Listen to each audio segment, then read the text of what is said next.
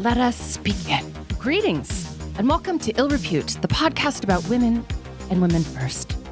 My name is Sovereign Sire. I am a writer, I am a comedian, and I am a wonkette. A wonkette? Yes.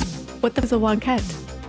A wonk is like a political, like a person that's just really nerdy about politics. So, okay. I'm a wonkette. I thought that was going some Willy Wonka direction, and it seemed very out of character for you. And yeah. I'm Ella Darling, a former librarian, a VR pioneer, and an exhausted girl. So let me take this moment at the start of the episode to share with our listeners that I will be taking a little bit of a step back from the show for a little while, just until I can kind of get my feet planted on the ground in terms of living in a new place and the whole, I've had a decade of a year, basically, year and a half. Yeah. So I just need a little bit of room to reacclimate into my new environment and all of the things. I love you. I love Savi. I love this show, but I will be absent for the semi-foreseeable future. So that's who I am. Now, we here at Ill Repute support women's rights. But more importantly, we support women's wrongs. Now, Ella, which women's wrongs are we righting today? Lady Liberty, which is to say America, because this is part 2 of Project 2025, which I am calling Project 2025 Part 2, The Future Looks Bleak, because it does. So do you want to, what do you recall from our last episode? Do you want to give a little bit of a recap? We just kind of went over all of the, it's all bad. Just like no reproductive rights, no gays, no queers, no overtime, all powers vested in our dictator king. Yes, our person. God king. Yeah, it's bad for healthcare, bad for women, bad for children, bad for workers, bad for everyone, which is crazy to me because I hear people who are still on the fence, because they are, that still think that as a blue collar worker, they will actually do better and thrive more under Trump because he's going to cut their taxes. But he's not really going to cut their taxes, and he's not going to be putting together anything better for them. There's just a lot of people who want to interpret what he says in a way that is what the American people want to hear. And they will just gaslight you to death about what this man actually says and what he plans to do. Yeah. And what he will be guided to do. So we are going to start with foreign policy, which is an area that I am really not strong in. So I leaned hard on some other voices on the internet. So this is not as comprehensive as I'd like it to be, but I'm consulting the text of the project, or the mandate for progress, or the mandate for the future. The Project 2025 actual document says all you need to hear if you read it. Now, it's almost 1,000 pages, so it's a lot. And a lot of it is, you'll have a small block of text that speaks volumes beyond the sentences written. So if you're not familiar enough to sort of parse it and interpret it, it's a little hard to read, but here we are. So Project 2025 outlines a foreign policy that emphasizes a militarized approach to international relations, particularly regarding major global players like China and Russia. The plan suggests that the United States should shift its focus to prioritize military spending and capabilities over diplomatic engagement. This includes increasing the U.S. nuclear arsenal and engaging more aggressively with both military allies and adversaries. They want to leave NATO. Yeah. Okay. Pretty much. The playbook describes an aggressive expansion of the nuclear weapons programs as a top defense priority, with little laid out with regards to strategic arms control. Project 2025 calls for a major shift in NATO's structure, pushing European allies to take the lead in countering Russia's authoritarian aggression while reducing U.S. military presence and political involvement in Europe. This approach would undermine both American security and global stability, sending a message to allies and adversaries alike that the U.S. may no longer be a reliable or consistent partner. Historically, America's alliances have played a key role in deterring threats and maintaining global peace, and this proposal would jeopardize that legacy because we're in an ecosystem. And so if you get rid of that tree in the rainforest, you also kill the ants that live in that tree, and then the ants secrete a special enzyme that cures cancer, but we never find out about it because it's an ecosystem. So the thing is, this is why isolationism is bad, because if we are only defending ourselves, so like no one attacks us, and then we tell Europe, you handle Russia, Russia can take Europe easy peasy if we're not there. Yeah. Russia is much bigger than Europe. Like Ukraine is the start, and then you get Ukraine, and then you start moving towards Poland. You know what I mean? Mm-hmm. And they're going to manifest destiny out of that entire continent. Yeah. And it's not just, even with Israel, it's not just like, we support Israel because of the Holocaust. It's like being allied with Israel, like keeps us a presence in the Middle East, which then keeps our thumb on the scale a little bit. Right. Because it's like, same thing with Europe. It's like, we're what they're afraid of if they attack these countries, right? It's like, it's all like a balancing act. We're allies with these people and these people, but it also keeps us kind of invested in the area, if that makes sense. Like it keeps us having a presence there so that we have like eyes on everything. And this is a system that's evolved out of after World War II. There was like the peace accords where basically everyone got together and said, we're not doing this anymore. No more taking terror, like no more doing that. Yeah. Because we don't want to do this again. Yeah. And that is kind of like how it's been, and why there hasn't been a World War III is because like everyone basically agreed to stay in their lane.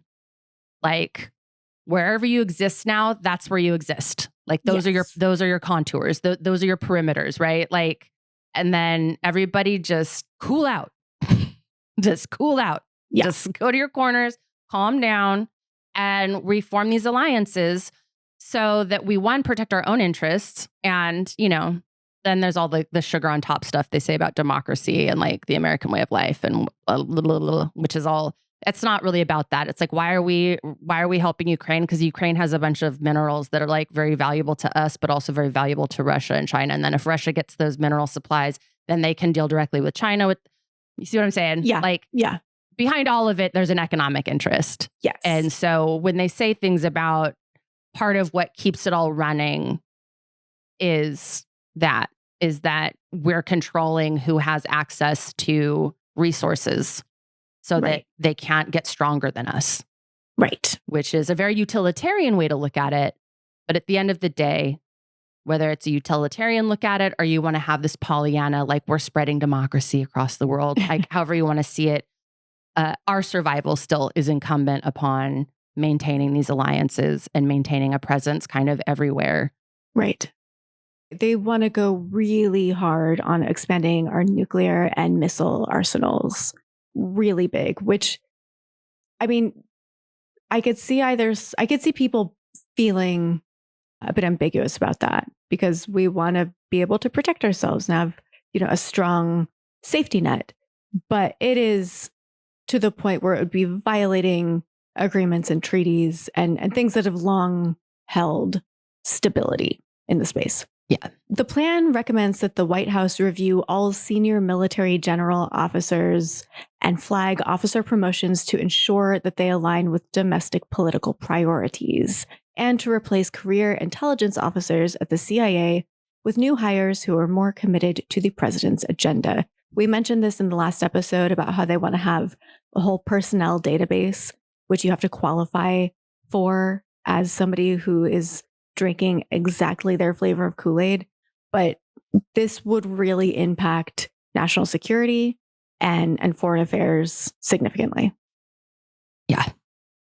The Heritage Foundation seeks to confront China more directly, advocating for increased military funding while suggesting that U.S. allies should take on a larger share of defense responsibilities. The project calls for a shift in U.S. support for Ukraine, including a willingness to negotiate with Russia and reconsider NATO's expansion plans.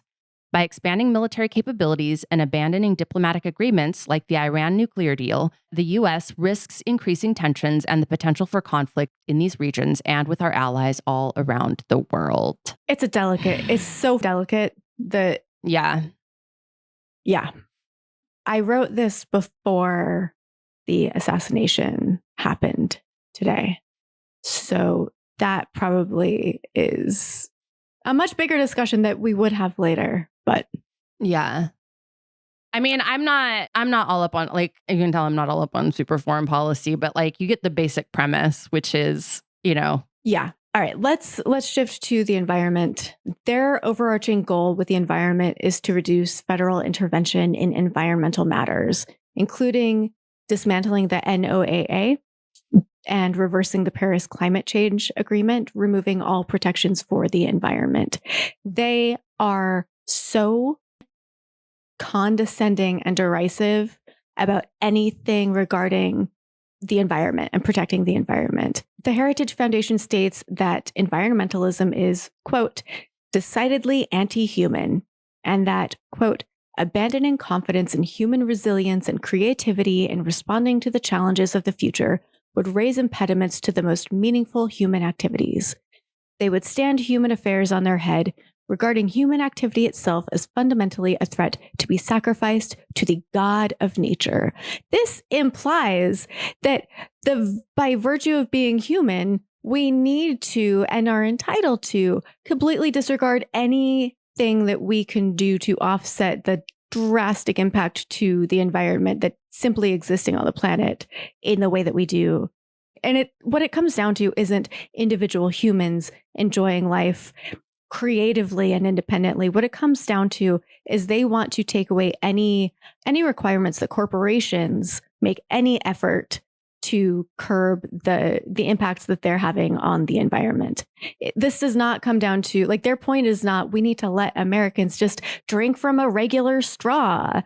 It is specifically to support corporations to do whatever they want. It would eliminate a lot of policy and legislation that requires corporations to just take the smallest modicum of consideration for environmental impacts within the scope of the work that they do. And all because environmentalism is anti-human. We love humans. We love humans so much that we want women to be constantly on their backs pumping more out. Yeah. So Project 2025 proposes to roll back the Inflation Reduction Act and the bipartisan infrastructure deal, which represent significant investments in climate initiatives, resilience, and equitable development. It would also shut down the Export-Import Bank, which supports U.S. businesses exporting goods and has been used by the Biden administration to promote climate-friendly technology. The reasoning behind this move is that the bank has been, quote unquote, taken over by progressives to push climate policies. At the Treasury Department, the focus would shift from supporting climate-friendly finance to prioritizing domestic energy production, particularly in oil and gas. The Department of Interior would prioritize expanding oil and gas extraction, including in Alaska, which there's a lot about Alaska, which we'll get to, and on indigenous lands, while easing regulations such as the National Environmental Policy Act, the Endangered Species Act, and the Migratory Bird Treaty Act, opening more land in offshore areas to fossil fuel development. I am so tired. Yeah. I'm so tired. Project 2025 would prevent federal agencies from evaluating the scientific risks associated with climate change, including eliminating programs like the U.S. Global Change Research Program and the National Climate Association. It would also strip the federal government of its role in preparing the electrical grid for renewable energy. We need Kamala Harris to win. Yeah. Oh God. The plan would bring back Trump-era rules that prevent federal agencies from considering indirect climate effects in environmental reviews. It also proposes an exemption for liquid natural gas exports from an EPA regulations. Trump-era rules around the ESA would also return, limiting the designation of critical habitats if there's an economic incentive, like for oil or logging. So doesn't really matter who or which creatures are going to be harmed. If there's a financial incentive, you got to chase it. It's your God-given American right and duty. FEMA's funding would be drastically reduced, shifting much of the disaster response responsibility to states. To access the remaining federal funds, FEMA would require states to comply with federal immigration laws and share information with federal agencies, granting them access to voter registration data and DMV records. So the poorest states in the country are the ones that are disproportionately impacted by natural disasters. Mm-hmm. So when those states get hit by things like Hurricane Milton and they have to fund relief themselves, there will be no relief. Correct. Like, people make fun of us in New York and California. We pay crazy taxes, and you know who gets that money? All the poor states. Like, I think it's like Arkansas or Mississippi draws like the most from like federal funds that the state, like our federal taxes that we pay out of California and like all of that. Mm-hmm. Like we put in the most, we take out the least, and mm-hmm. the people that put in the least take out the most, and then call us elitists and then vilify. Yeah. And vilify us, even though we're the ones that are literally funding their welfare programs. So, well, I think part of why there's like in the aftermath of the recent hurricane disasters, I think part of why conservatives went so hard in, frankly, just spreading lies and misinformation about FEMA is because one of their big goals is to essentially like basically dismantle it. Yeah. I remember back in 2008 when Alex Jones, I used to listen to a lot of Alex Jones because I thought it was funny. And I also was doing a lot of crystal meth. But one of his big things is like, Obama's going to have everybody in FEMA concentration camps. Like that, like FEMA, like people have like really hated, I don't understand why people have like, what? I mean, like, when you're in a disaster situation and you've got a lot of frustration and a lot of devastating, life-altering going on around you, I think a lot of people kind of default to needing someone to be mad at, and you can't just be mad at God because that's not Christian. And so the people who are helping you are a very easy target because it's easy to criticize the way that they're helping you. It's kind of like when a kid gets really mad at their single mom because they don't like how she's parenting and sit around and just dream whimsically about the father that left them instead of appreciating the parent that stayed. Yeah. Yeah. They outlined several policies also regarding Antarctica. Among its proposals, the project aims to revamp the United States approach to the continent by advocating for increased access to its resources, specifically focusing on minerals and oil exploration. This includes revisiting the environmental protections currently in place under the Antarctic Treaty System, which was designed to conserve the environment and maintain scientific cooperation in Antarctica. They just see it as it's just a fruit that's ripe for the picking. And all these other losers are just respecting this treaty. Meanwhile, we should get in there and mine the out of it. That's going to go over well. Yeah, it's going to be great. Alaska. The plans outlined in Project 2025 could further erode indigenous land sovereignty and cultural practices in Alaska by introducing more industrial development into protected areas, damaging sacred sites and critical habitats.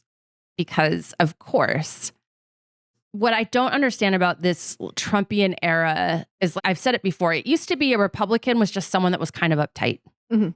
That it's like, oh, they're Republican, they're uptight. Yeah. Maybe they're racist, but probably more often than not, they're just waspy and kind of like, oh my word. Pearl clutching, you know, yeah, whatever, right? These people just seem like they literally are like Bond movie villains. Just like, I want to destroy everything it's just like it's just naked nihilism. I just want to extract as much suffering from every last thing that I can. I just want everyone suffering. Like, it's just like for the sake of it. I just want to see it happen. It's so bizarre to me. Like, I don't understand what the appeal is. I don't understand how someone hears this and goes like, this is all great. I think they associate anything that offers any protection to the land, to people, to underserved populations. They see it as weakness. And the opposite of weakness is taking advantage of the weak. And so that, I think, is a big part of what drives them. The document outlines plans to expand drilling opportunities in the National Petroleum Reserve in Alaska and talks about renewing Trump's efforts to allow logging opportunities in the Tongass National Forest, rolling back ecological protections in that area as well. So fun. The plan calls for pushing forward with the Amber Road project, a 200-mile industrial road that would cut through the Brooks Range to facilitate mining operations, which would likely destroy wetlands, disrupt and contaminate thousands of freshwater systems, and threaten local wildlife and indigenous subsistence resources. Essentially, Alaska is a state where a lot of effort and protections and regulations have been put forth to protect the land, to protect the culture, to protect the people there, to respect treaties that we've, like, just at every turn failed to uphold. It's one of the last places where indigenous populations actually have any sanctity in their home and in what the American government allows them to have. And so it's just another really low-hanging fruit in the eyes of the Heritage Foundation that we're just coddling Alaska, and instead we need to be in there gutting it and get raw, just raw dogging it. No, thank you. They also seek to expand oil drilling in the Western Arctic by increasing the number of Willow Project drilling sites from 3 to 5, which is a lot, despite opposition from environmentalists and Native communities. And they want to reinstate Trump-era policies for drilling in the Arctic National Wildlife Refuge, which would absolutely, permanently, irrevocably, irreversibly damage one of the last areas of nature and where wildlife can thrive. It's a lot of this seems really granular, but it's also pretty weird and granular how very specific they want to like drill down in the plan about what to do about the cold places, about Alaska, about Antarctica. And it was something that struck me as really weird during my first read through of it, was that they really want to go hard in these places, but they don't care about the environment, which is why we have a lot of policies in place. Yeah. So these areas serve as major carbon sinks, particularly the permafrost regions, which store vast amounts of carbon. Disturbing these landscapes could release significant quantities of methane and CO2 into the atmosphere, accelerating climate change. It would. So like just millions of cow farts, like all at once, just like. Well, yeah. And that's why this is really important. This is why this is under the environmental part of the script. It would destroy really important old growth forests that also act as carbon sinks. Carbon sinks are important in our environment because it offsets the massive amount of carbon emissions that just corporations, and just as an American, even trying your best, even doing your best, even, cutting up the plastic rings that six packs come in and not using paper straws or plastic straws and only using paper bags, like the things that they tell you to do because somehow it's not up to the massive corporations who are in the environment. It's up to you as an individual. All of these things are important because we are just aggressively doing things that are bad for our environment. And we see the impacts of this daily, all of the time. And they don't care about the environment. They think you're up if you do. These are areas that have been off limits, and it's just been like understood. And they want to get right in there and just get all up because they don't believe in climate change and they don't care about it, even if they do. This is to say nothing to the massive number of species that would be either likely go extinct, certainly suffer significantly under this plan. Immigration. I'm sure this is going to be better. It's going to be better. It's so humanitarian, it's really focused on, just kidding, you and everyone and the world. Go ahead. Yes. Oh, here's something I realized is like, so people don't understand something. So I just want to say this about immigration. There's a difference between being a legal immigrant, undocumented, and illegal. Although a person cannot be illegal. Correct. But for the common parlance, yes, I'm going to break it down for you. Okay, so when they say, so an illegal alien is someone legal by legal definition, an illegal alien is someone that has crossed into the country without any kind of oversight. They have come through not through official border channels. They have not applied for asylum. They have not gone through any of those processes. They are illegal. Undocumented, like there are 10 million undocumented simply means that you do not yet have citizenship documents. It doesn't mean they don't know you're here or they don't know where you are, right, or that you're here illegally. It means you are an immigrant that does not have citizenship documents. So probably mired in the process. So when they say she let in like there's 10 million undocumented, that doesn't mean there's 10 million people that they have no idea where they are or who they are. They know who they are. They know where they are. They are in process right now. Right. Hence undocumented. They are not illegal.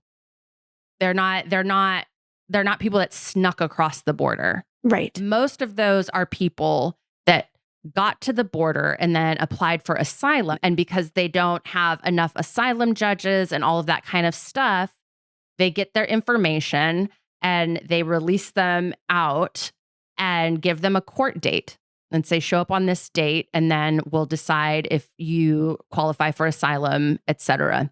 Right? So that is when Kamala Harris is talking about the bipartisan border bill. And now some leftists are like, oh, so she's basically a Republican. She's like anti-immigrant. There's a difference between like drug trafficking. Like there is a border crisis and it has to do with gangs and drug trafficking and human trafficking.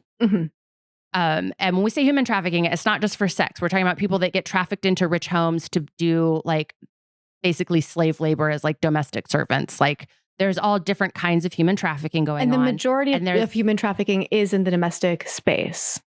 Yeah. So that is a border crisis that we need cops. Yes. We need cops at the border stopping people that are trying to traffic. And the way Kamala Harris is trying to traffic in guns, drugs, and people. Okay. So like we need someone for that. That is not bad. That is good. What the bipartisan bill was going to do was increase border agents, introduce this new technology that's able to detect fentanyl in like even trace amounts. And so it was going to stop the flow of that. And what it was going to do was appoint a ton more judges to sit in court and hear these cases and get people processed. Right. Right.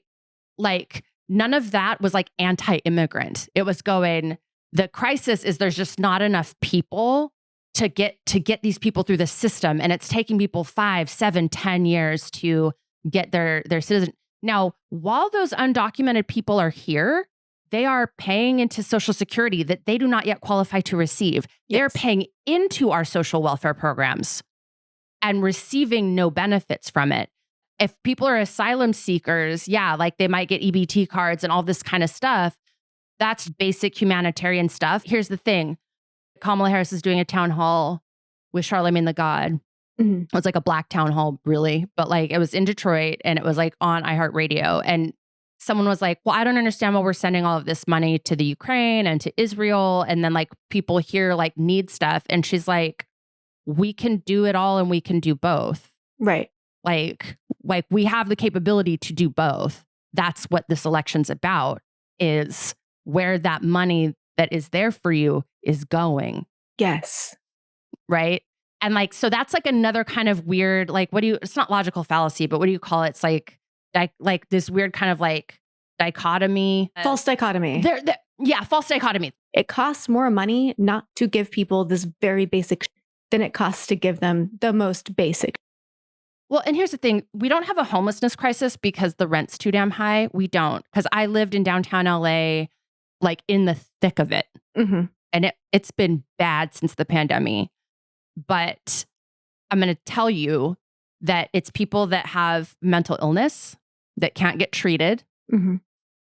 And it's people that have addiction, substance use disorders. That is the bulk of who is making up that population. And then people prey on that population. And the things that work is let people have safe using sites and build housing. And it works. It works. Every time they've done studies, the only reason people won't vote for it is because they hate the idea that someone's getting something for nothing. It's a weird internal hang up. It's the same reason that people are against student loan debt forgiveness. It's this weird, like, knee-jerk reaction that people have. So, like, we have had this solution to the problem for a very long time. People just will not vote for it because that this kind of American attitude we have around this idea of like bootstraps and that somehow everyone has earned what they have. Yeah. This delusion. Yeah. That like you have what you have because you worked for it, not like those other people. And it's like, it's like, you know, you're more likely to win the super lotto than to be a human being. So there's the first stroke of luck. And then everything else is a stroke of luck. Yeah. And people that don't recognize that are very against social welfare programs. Anyway, okay, I digress. So on immigration, most of the plan is to shift policy towards mass deportations and uprooting families by eliminating protections, legal assistance, and due process for immigrants.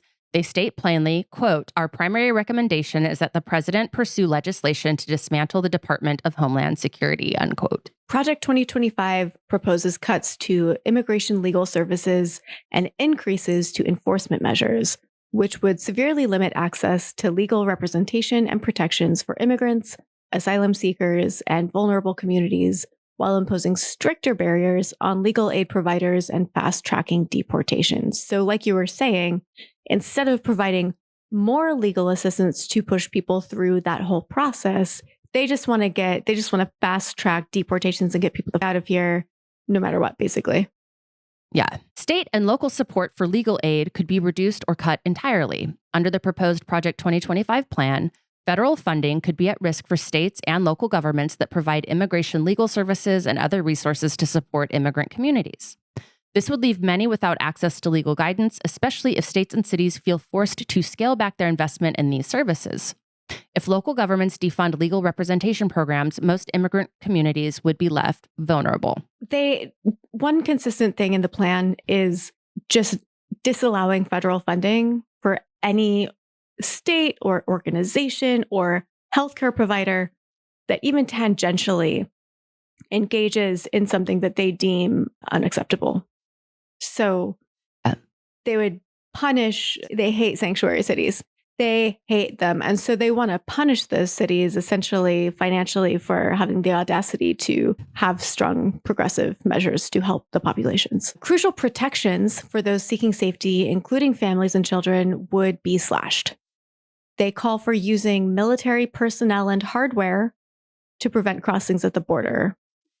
They would make it significantly harder for asylum seekers and those facing deportation to understand their rights or apply for protection. Their plan would also cut funding for programs offering asylum aid and legal services, including those specifically designed to protect unaccompanied children. They hate unaccompanied migrant children. They have a whole section about this, and it's just barefaced in how much they hate these children. Because when they talk about children in this regard, they don't talk about the children. They talk about the parents who are preying on America's economy by sending their kids across the, like any child crosses a border by themselves for any reason except something dire. Yeah. You know? Yeah. Lawyers and legal aid providers would face new hurdles. Stricter requirements and additional bureaucracy would make it harder for attorneys and organizations to represent immigrants through federal programs. Legal providers could also face criminal consequences if they don't adhere to stricter immigration enforcement rules. On top of that, there would be restrictions preventing legal service providers from hiring skilled advocates who aren't U.S. citizens, even if they're authorized to work, which would put a huge strain on an already overburdened field, making it even harder to find and keep legal professionals. So if somebody is allowed to work, but they're not a U.S. citizen, in this field, it's probably to be an advocate or a translator or somebody who can help the people who need the service access that service.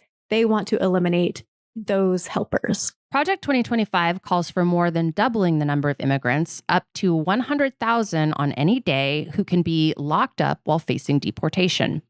It calls for more immigrants to be subject to mandatory deportation, regardless of whether they are a flight or public safety risk. They would also repeal legislation that protects undocumented accompanied minors and families.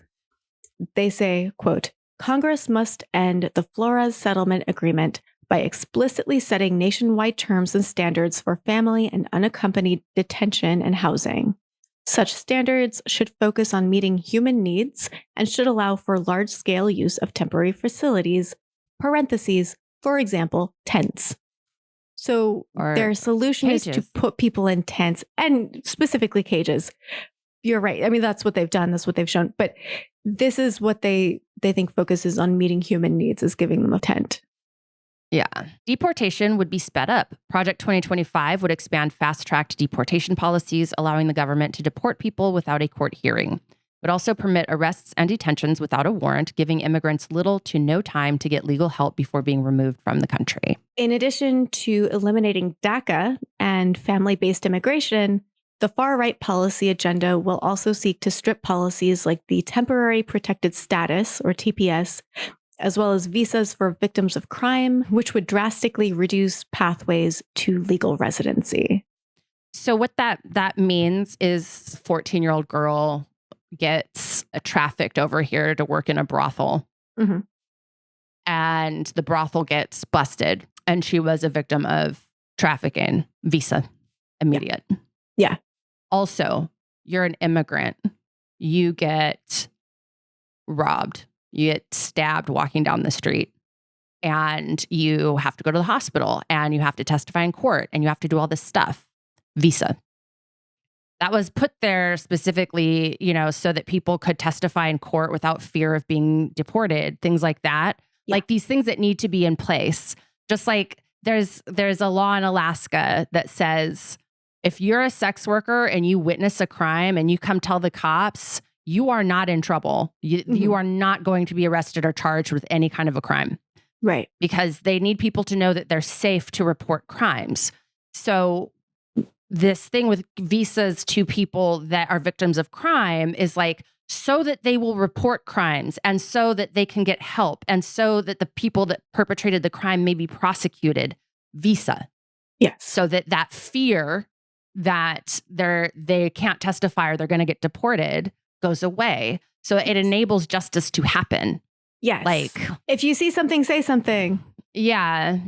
Okay. Immigration judges would face tighter restrictions, leading to rushed decisions. In 2018, the Department of Justice imposed quotas on how quickly immigration judges had to complete cases. Project 2025 would bring back these quotas, reducing judges' ability to manage their dockets independently and forcing them to make quicker decisions. This would leave less time for people to find a lawyer or prepare their defense, often leading to unfair outcomes. With quotas in place, judges might be less likely to grant additional time for someone trying to secure legal representation. It would eliminate immigrants' rights to a fair trial, thereby allowing Trump to bypass established legal processes. This should be terrifying because it's immigrants today, but it could be you tomorrow. And the bedrock of our country is the legal system, is right to a fair trial, right to a speedy trial, right to a jury of your peers. That is like fundamental to like American identity, is I have a right to representation. I have a right to defend myself. I have a right to cross-examine the witnesses against me. I have a right to not incriminate yourself.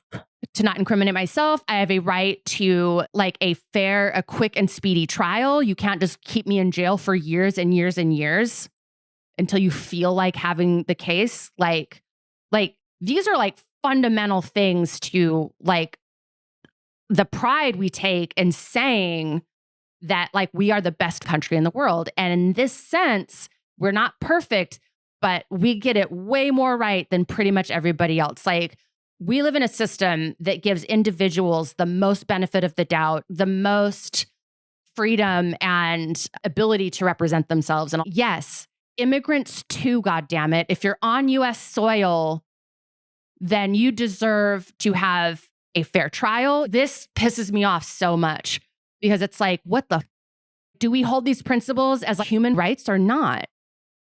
So if you're on American soil, I don't care what your status is. You're in America. You are going to be treated fairly. Like this is this is so fundamentally un-American.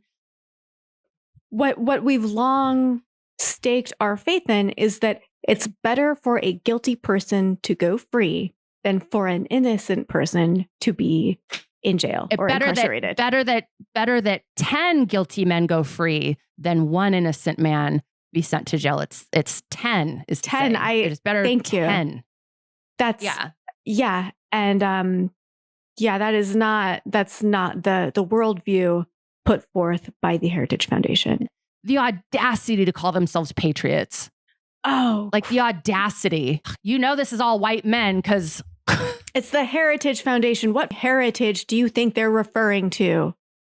What heritage? I was like, where did they get the audacity? And I was like, man, this is powered by like hundreds of white men that together collectively pooled their audacity to shout this document. It's like a mega battery of audacity. Yeah. Oh my God. All right. Well, I mean, there you have it, folks. Project 2025 would be a devastating playbook to follow for pretty much all Americans. Even the ones who support Trump and think they would benefit under this will actually suffer significantly, whether directly or indirectly. It would gut healthcare. It would trample reproductive rights. It would cause irreparable harm to the environment.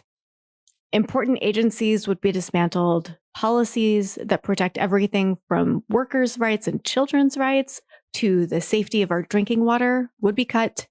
And our government would be restructured to specifically and explicitly support white Christian nationalism. And even white Christian nationalists would still suffer under this plan. They just don't realize it in most cases from what I've seen.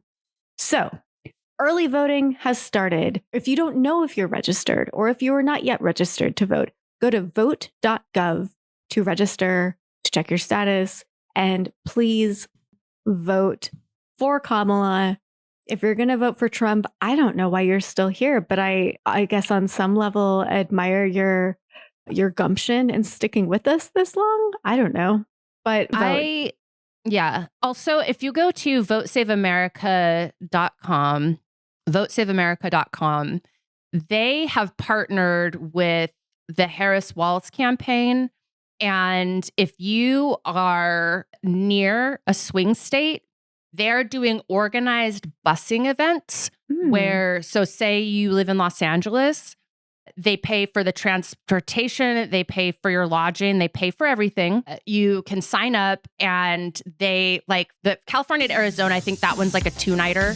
Like if you're in New York and want to go to Pennsylvania, it's like you can sign up, they'll bus you out to Pennsylvania with like a group of people and you guys will go door knocking, canvassing. If you're in California, they're doing one in Arizona. And that one's like a 2-day. But yeah, like if you want to do more than just vote. That's amazing. Yeah, Vote Save America, like it's a really great resource. It's put together by the guys behind Pod Save America, who were Obama's speechwriters. And they have a crooked media, but like their Vote Save America, like how you can register in every place. They also have like all the down ballot stuff. Like, so it's a pretty comprehensive kind of if you want to get active, you can volunteer to phone bank. Their whole thing is like just to help empower and facilitate people to get hands-on involved if they have the energy and the impulse to do it. So I would also just check that out. Like, it's just a good resource, especially if you're looking for like how to like really get involved. If you want to do more than a ballot. Yeah. I'm thinking about, I might maybe do the Arizona one. I'm thinking about it. That'd be awesome. I would have to confront my social anxiety, but you know. It sounds exhausting, but it sounds like a worthwhile investment. So yeah, I love you so much. All right. This is my last episode, at least for a little while. So thank you for being with us since our reboot. Thank you for bearing with me. I love you, Sovereign. I love Joshi. You too, I love our listeners. I'm so grateful for this opportunity to just spend every week with you. And I'll be back at it whenever my brain decides we're ready. Yeah. But, you know, gotta put your own mask on first, as they say. So yeah. You will be missed. You will be missed. But I mean, I'm still going to just talk to you all the time. Yeah, fuck it in. I'm fuck it in. I look forward to huddle with you all. All right. I love you, baby. Okay, I'm going to stop recording.